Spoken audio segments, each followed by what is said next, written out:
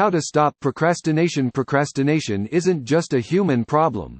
Newton's first law of motion says that a body at rest will stay at rest until compelled to do otherwise. Welcome to the Wisdom Box. At the Wisdom Box, we are going to learn some tools and techniques to improve our skills. Do not forget to subscribe and like this channel if you keen to learn life skills.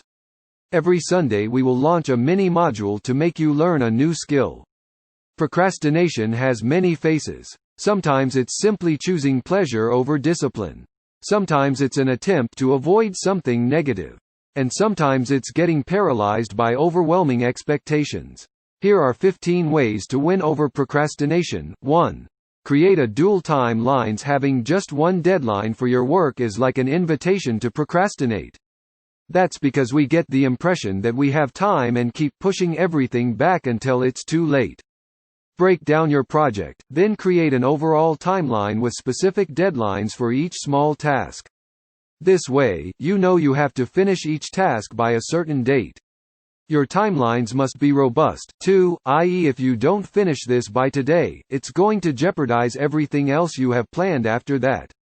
This way it creates the urgency to act. My goals are broken down into monthly, weekly, right down to the daily task lists, and the list is a call to action that I must accomplish this by the specified date, else my goals will be put off. 2. The task isn't urgent. Whether it's a crying baby, a pinging phone, or a deadline on the calendar, we tend to pay attention to what's right in front of us. But it's a lot harder to prioritize things that aren't urgent. From organizing the basement to saving for retirement, we all have things we never get around to. As a result, tasks big and small sit neglected at the bottom of the to-do list for months, if not years. And this makes perfect sense. The present is in our face, so naturally, we pay it more attention. 3. Change your environment. Different environments have a different impact on our productivity. Look at your work desk and your room. Do they make you want to work or do they make you want to snuggle and sleep? If it's the latter, you should look into changing your workspace. One thing to note is that an environment that makes us feel inspired before may lose its effect after a period of time. If that's the case, then it's time to change things around. 4. We don't know how to start or what comes next. Too often, we find ourselves procrastinating, because we're not sure what to do first. We feel overwhelmed, confused, or disorganized. We put off getting started, because we're not sure what the first step is. This kind of procrastination is less an avoidance of the task, and more an avoidance of negative emotion. No one likes to feel incompetent or clueless, so who can blame us for turning our attention to Netflix or even cleaning the bathroom instead? Indeed, when we put off the task at hand by doing other tasks, it's called productive procrastination. And anyone who's ever organized the files on their desktop or shopped online for an upcoming event instead of doing work knows what I mean. At least finding the perfect outfit in advance makes us feel prepared. The key is to acknowledge that it's totally normal to feel overwhelmed or stupid when you're just starting out, especially if you've never done the task before. Therefore, build confusion into the task. Make figure out steps the first step. Add scream into your pillow to the top of your to-do list, if that gets you moving. 5. Start delegating. Putting things off because you have too much to do. It's time to reassess your to-do list. We're not saying you should give all your work away, but we are saying that outsourcing should be considered in the right circumstances. Because if lots of little tasks are what's distracting you from a more important task, it might be that everyone benefits if you delegate. After all, there might be someone in your team who is really interested in this particular topic, or would simply be able to do it better and faster than you could. Look for these opportunities to share your workload, wherever possible, and you might find it much easier to focus on your work. 6. Focus on the why. Sometimes tasks can be impossible to tackle just because you have no idea why you're doing them. So before you resort to procrastination, ask yourself why a particular task or project is important, and why it needs to be done by a set deadline.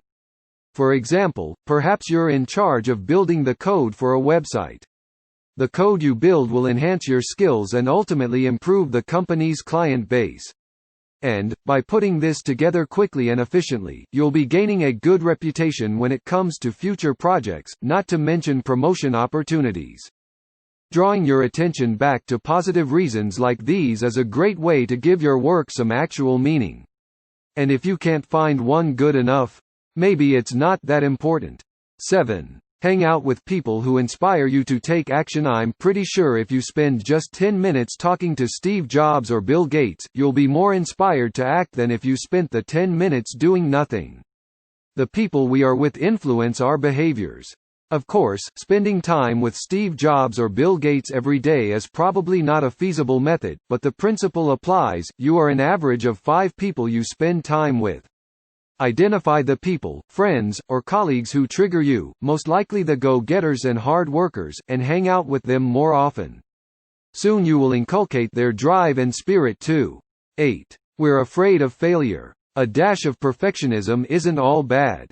After all, high standards lead to high-level work. Bruno Mars, Serena Williams, and Beyoncé are all self-proclaimed perfectionists. But sometimes high standards have the opposite effect. We blow off our projects, convinced there's no way we can meet the standards we set for ourselves. Always remember the crucial difference between who you are and what you achieve. There's so much more to your worth than your accomplishments, your identity, family, passions, experiences, travels, friends, politics, taste, knowledge, challenges you've overcome, and, most importantly, how you treat other people. 9. Some of us work better under pressure. We all knew that kid in high school or college who could crack open the textbook for the first time a few days before the final exam and still do better than those of us who planned ahead. Turns out those kids were planning ahead, just in a different way. There are 2 types of procrastination, passive and active. A 2017 study by 3 Swiss researchers found that passive procrastination negatively affects students' GPAs, but active procrastinators' grades turn out just fine. The lesson here is to know thyself. If the high-pressure intensity of all-nighters works for you, go ahead and make that pot of coffee and crack open the textbook at midnight. 10. We just don't want to do our work. What we're supposed to be doing is boring. It's hard. It's 3 p.m. on a beautiful Friday, and we'd rather be doing anything else. There are some things no one wants to do: taxes, calling customer service, getting off the couch to go to bed. I mean, why do we have to be horizontal in a different place? What to do in this case? A study in the European Journal of Personality might have found a solution. It showed that many college students who procrastinated did so simply because there were fun alternatives. In their minds, they weren't blowing off their work, they fully intended to study. Just not right now. 11. Quit trying to be perfect. What counts is quality of effort, not perfect results. Don't let yourself get bogged down with a preoccupation for perfectionism. Perfectionism and procrastination are linked, but it's not necessarily the sky-high standards that slow you down, but the sky-high standards mixed with a belief that your performance is tied to your self-worth. That combination can grind you to a halt. For more details on different tools to win over procrastination, kindly refer to book, Get Your Golden Egg, by Tushar Cocaine 12. Get a buddy. Having a companion makes the whole process much more fun.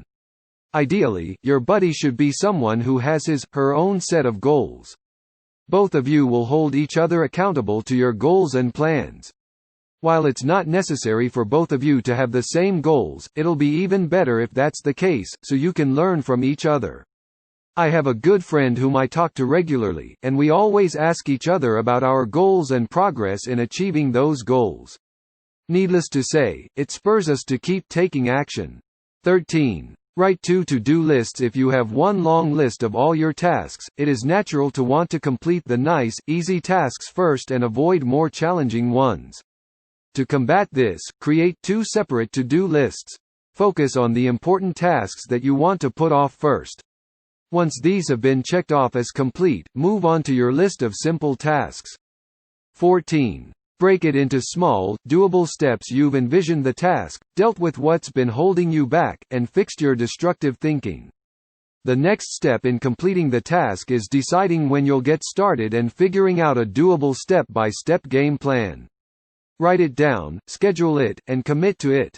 Then go on a mental journey, plotting out each part of the task, including details such as where and when you'll be working, who you will talk with, and what you'll talk about and how long you expect each part to take. You want to stop procrastinating, look at the big picture, know it's okay to be dazed and confused at the beginning, remember your worth goes beyond your achievements, and, most of all, know thyself. Work with your tendency to procrastinate as it is, not as you wish it to be. So get on that, right after you watch that video on how to escape quicksand.